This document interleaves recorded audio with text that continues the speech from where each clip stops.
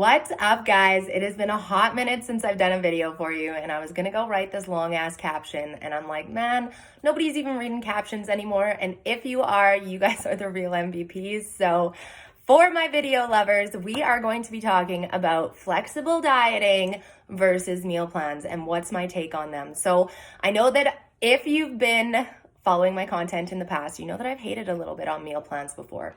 Now, the only reason why I've hated on meal plans is that I really think that they fit a specific client and they fit a specific style of lifestyle, okay? So the biggest thing is that if you are trying to teach somebody what to eat, I don't think making them a meal plan helps them be accountable, nor does it help them understand how to fuel their body.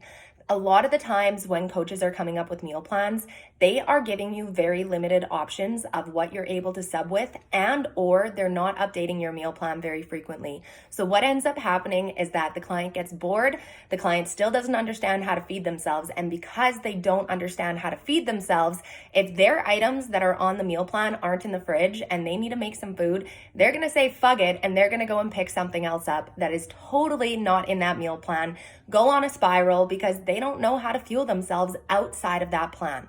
Now, when it comes to competitors, I think that a meal plan is a very important thing to have in place, especially when you're getting closer towards the stage.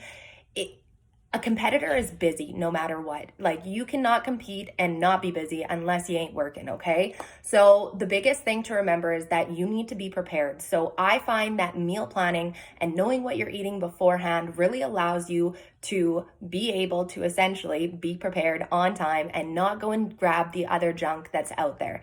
Now, when it comes to a flexible approach, I think a flexible approach is really important to make sure that your clients know what whole foods are, why are they important, and what do they look like.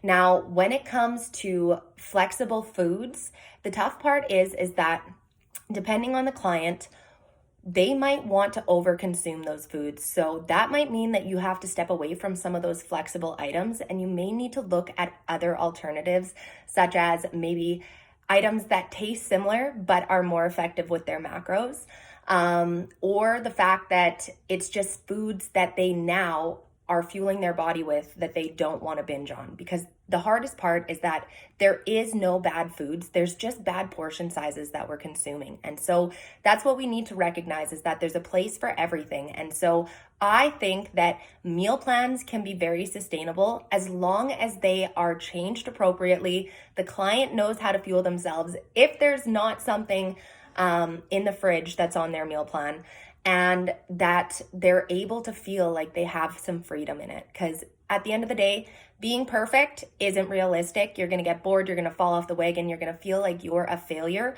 But all it is that we're setting ourselves up for unrealistic expectations. So at the end of the day, guys, I think that a flexible nutrition plan and meal plan can both be very sustainable as long as you know what works with you best, okay? So I don't hate on either side. I think that both can work together, but they just need to make sure that they're benefiting the client the best way that they can to be as sustainable and consistent as they possibly can, okay? So this went a little longer than I wanted to, but I hope that you guys got some goods from this, and I will check you on the next video.